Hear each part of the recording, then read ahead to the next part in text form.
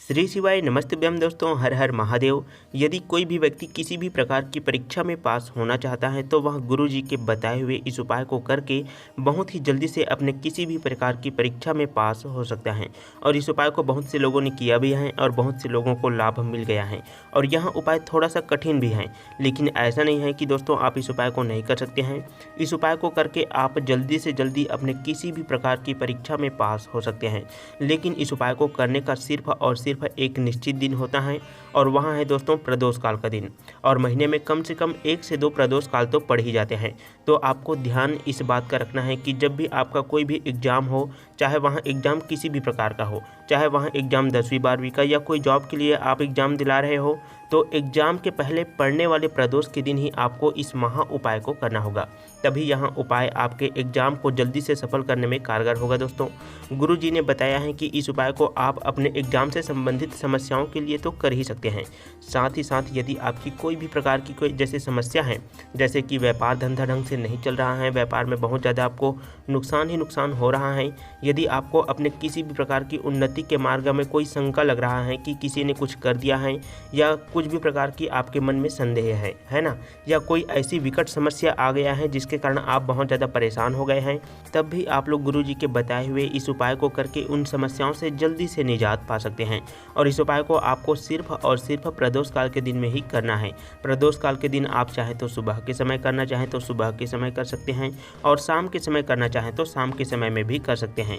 लेकिन इस उपाय को आप सुबह के समय करेंगे तो और भी ज़्यादा लाभकारी होगा। दोस्तों अगर आप किसी कारणवश सुबह के समय जल्दी से इस उपाय को नहीं कर पाते हैं तो आप सुबह के समय 10, 11, 12 बजे तक भी उपाय को करते हैं दोस्तों, तब भी आपको उपाय का लाभ जरूर मिलता है। बात करते हैं दोस्तों इस उपाय को कौन से व्यक्ति कर सकता है ना। तो क्या होता है, कई ऐसे उपाय होते हैं जिसे घर का कोई एक व्यक्ति भी करता है तो उस उपाय का फल घर के सभी व्यक्तियों को मिलता है। लेकिन इस वाले उपाय को सिर्फ और सिर्फ उसी व्यक्ति को करना होगा जो व्यक्ति एग्जाम में जा रहा होगा, या जो व्यक्ति व्यापार धंधा शुरू कर रहा होगा, या जिस व्यक्ति को अपने किसी काम या उन्नति के मार्ग में कोई शंका या संदेह दिखाई दे रहा होगा, उस व्यक्ति को ही इस वाले उपाय को करना है। अब दोस्तों बात करते हैं इस उपाय के लिए आपको कौन कौन सी सामग्रियों की आवश्यकता पड़ने वाली है। तो इस उपाय के लिए आपको सिर्फ और सिर्फ 2 बेलपत्र चाहिए, और दोनों बेलपत्र कहीं से भी कटा फटा नहीं होना चाहिए। दोनों बेलपत्र के चिकने वाले भाग में आपको लाल चंदन लगाकर उन दोनों बेलपत्र की तीनों पत्तियों को चिपका देना है ना। दोनों बेलपत्र में 3-3 पत्तियां होती हैं दोस्तों, तो मानकर आपको 6 पत्तियों को एक साथ चिपका देना है। और दोनों पत्तियों को जो चिकना वाला भाग होता है ना, उसी चिकने वाले भाग में ही आपको लाल चंदन लगा देना है, और लाल चंदन लगा करके चिपका देना है। चिपकाने के बाद में आपको अपने घर का 1 लोटा शुद्ध जल लेना है, और उसे ले करके आपको अपने आसपास के भोलेनाथ जी के मंदिर में पहुंच जाना है। दोस्तों इस उपाय को आपको अपने घर पर बिल्कुल भी नहीं करना है, आपको अपने आसपास के भोलेनाथ जी के मंदिर में जा कर के ही आपको यहाँ उपाय करना होगा। जैसे ही आप मंदिर में पहुँचते हैं तो मंदिर में उपस्थित सभी देवी देवताओं को प्रणाम कर लेना है। उसके बाद में आपको शिवलिंग के पास में उत्तर दिशा की तरफ मुख करके बैठ जाना है, और सबसे पहले आपको 1 लोटा जल को धीरे धीरे करके श्री शिवाय नमस्तुभ्यम मंत्र का जाप करते हुए भगवान भोलेनाथ जी के शिवलिंग में अर्पित कर देना है। उसके बाद में आपको उस चंदन से लगे हुए बेलपत्र को अपने दाहिने हाथ में ले करके आपको भगवान भोलेनाथ जी के शिवलिंग में माता अशोक सुंदरी जी के स्थान में स्पर्श कराना है, और श्री शिवाय नमस्तुभ्यम मंत्र का जाप करना है, और अपनी मनोकामना को बोल देना है। यदि आप एग्जाम में पास होना चाहते हैं, आप बहुत दिनों से एग्जाम दिला रहे हैं, तो आपको भगवान भोलेनाथ जी से प्रार्थना करना है कि हमें इस बार इस एग्ज़ाम में पास होना ही होना है। प्रभु जी हमारे एग्ज़ाम सफल हो, ऐसा आपको भगवान भोलेनाथ जी से प्रार्थना कर लेना है। उसके बाद में दोस्तों उस बेलपत्र को आपको माता अशोक सुंदरी जी के स्थान में नहीं रखना है, आपको वापस से उठा करके अपने हाथ से ही भोलेनाथ जी के शिवलिंग के ऊपर में जो कटी वाला भाग होता है शिवलिंग का है ना, उसी जगह पर आपको फिर से आपको स्पर्श कराना है, और भगवान भोलेनाथ जी के 12 ज्योतिर्लिंग का स्मरण करना है, और भगवान भोलेनाथ जी से अपनी एग्जाम में सफल होने के लिए आपको प्रार्थना करना है। अब दोस्तों यहाँ पर आपका जो उपाय है वो अभी खत्म नहीं हुआ है। अभी आपको अंत में इस बेलपत्र को वापस से अपने हाथ से उठा करके भोलेनाथ जी के शिवलिंग के सामने में ही नंदी जी का स्थान होता है। तो नंदी जी का जो पैर उठा हुआ होता है उसी जगह पर आपको उस बेलपत्र को अंत में आपको समर्पित कर देना है और उसके बाद में आपको श्री शिवाय नमस्तुभ्यम मंत्र का जाप करना है और आपको अपनी वही मनोकामना बोलना है जिस मनोकामना के लिए आप यहाँ उपाय कर रहे हैं। चाहे तो आप व्यापार धंधे से संबंधित परेशानियों के लिए भी भगवान भोलेनाथ जी से प्रार्थना कर सकते हैं और अपने पढ़ाई लिखाई से संबंधित समस्याओं के लिए भी आप यहाँ प्रार्थना कर सकते हैं। लेकिन अभी आप एग्ज़ाम में सफल होने के लिए आप यहाँ उपाय कर रहे हैं, तो जैसे ही आप यहाँ उपाय कर लेते हैं उसके बाद में दोस्तों आपको एक और काम करना होगा।